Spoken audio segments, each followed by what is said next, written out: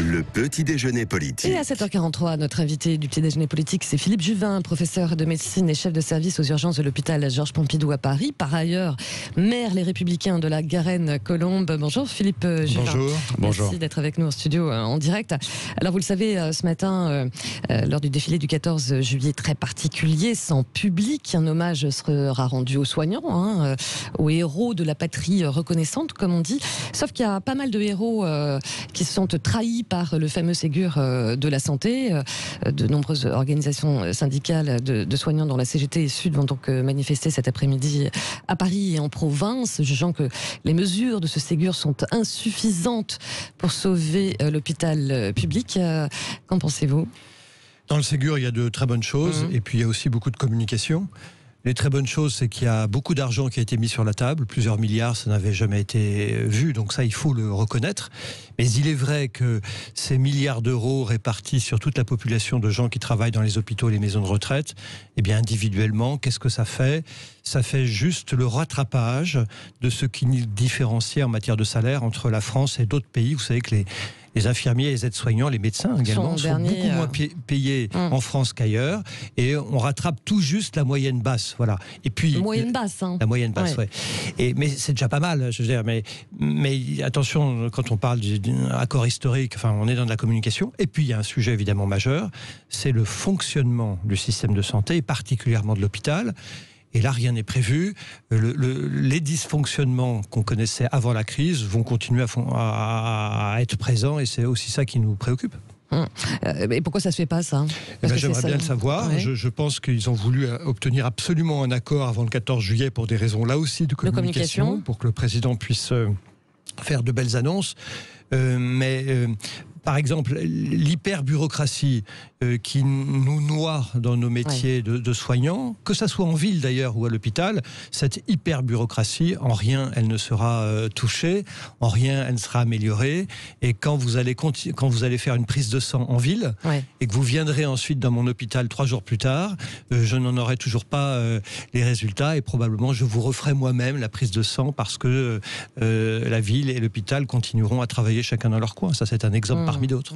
Il y a quand même beaucoup d'organisations d'infirmiers qui auraient voulu 300 euros net, et on est loin des 180, voilà, en se disant que malgré tout on est dans la moyenne basse, comme vous le disiez Philippe Juvin, par rapport à leurs confrères européens. Vous ne craignez pas quelque part aussi une fuite des jeunes infirmiers, infirmières dans cette profession aussi ? Bien sûr, un des sujets d'ailleurs, c'est que le Ségur a été annoncé à grand renfort de trompettes et de tambours en disant on va créer des postes, je ne sais plus combien de milliers de postes. Mais vous comprenez que ça ne veut rien dire. 15 000, et ça ne veut rien dire. Pourquoi ? Parce qu'il y a déjà aujourd'hui des postes vacants. À quoi sert de créer des postes quand il y a des postes vacants ? C'est ça le vrai sujet. Pourquoi ferme-t-on des lits souvent ?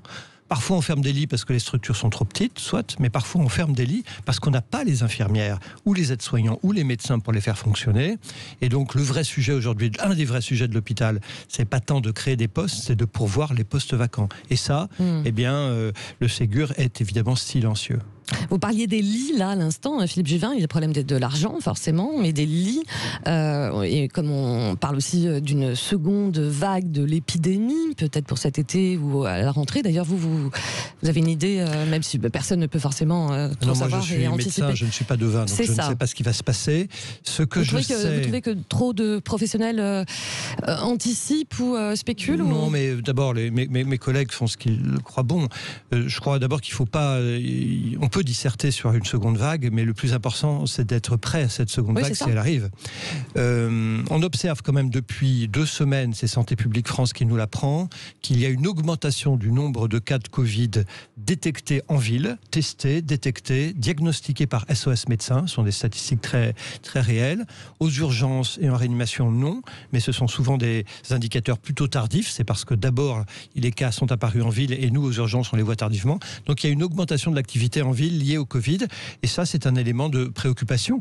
Alors maintenant, vous dites fermeture des lits et Covid, c'est vrai qu'on a un sujet très particulier, très spécifique, qui est la question des lits de réanimation. En France, seulement 5 000 lits de réanimation.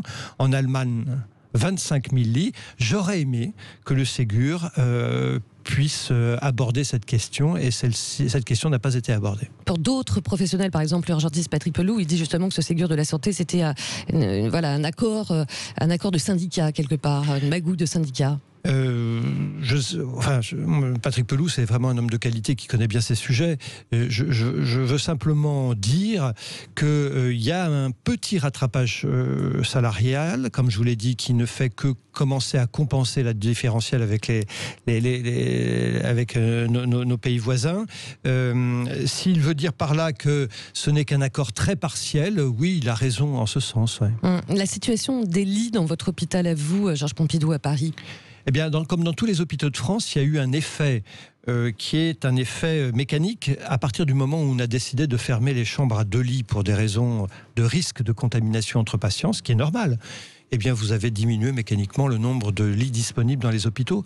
Donc, dans mon hôpital, comme dans tous les hôpitaux de France, nous avons connu cette évolution qui pose un problème, même si je la comprends. Ouais. Dernière petite question avant de passer la main à Benjamin. On pose depuis ce matin à 7h cette question sondage à nos auditeurs sur nos réseaux Twitter et Facebook. Avec cette question, attendez-vous un réel changement de cap du président Macron? J'imagine que vous allez l'écouter tout à l'heure aussi vers 13h pour le 14 juillet.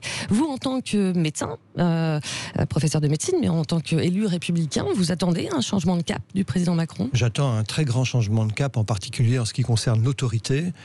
Il y a en France un vrai problème d'autorité.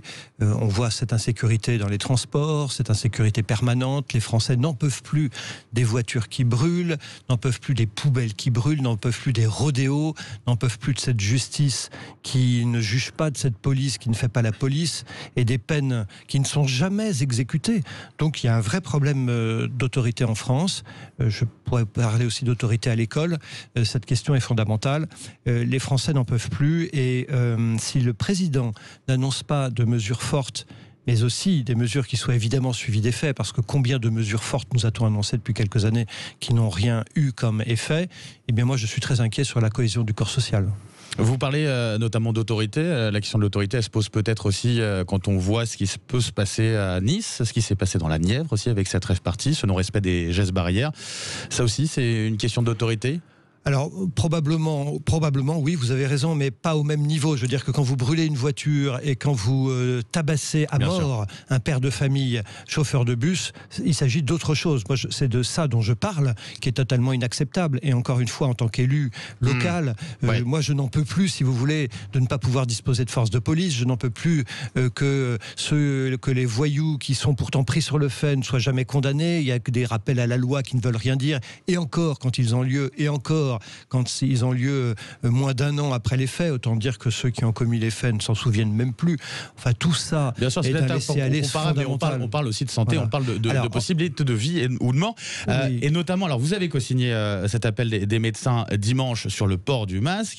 Vous avez entendu Jean Castex dimanche, qui est en Guyane, et qui nous disait c'est à l'étude, le port du masque obligatoire. C'est-à-dire quoi? Ça, c'est coupable? Non, moi, d'abord, aucune culpabilité. Enfin, les gouvernants font ce qu'ils peuvent, et avec leurs moyens. Toutefois, à plusieurs... En tout cas, il y a un retard à l'allumage. Il y a un vrai sujet sur le relâchement des gestes barrières. Oui. C'est bien montré par toutes les enquêtes d'opinion. D'ailleurs, il suffit d'aller dans la rue pour le voir. Moi, je vais vous dire, c'est simple.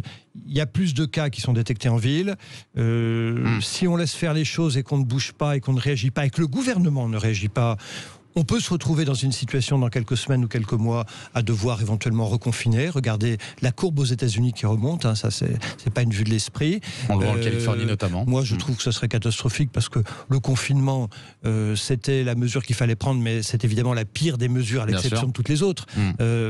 Donc si on peut... Mais le masque peut permettre d'éviter ça. Si on peut éviter de retrouver un confinement même partiel en mettant un masque, le masque, c'est très compliqué. Partout, dans la rue aussi. Moi aussi, je suis comme vous, quand je le mets, il fait chaud, tout ça, c'est très embêtant.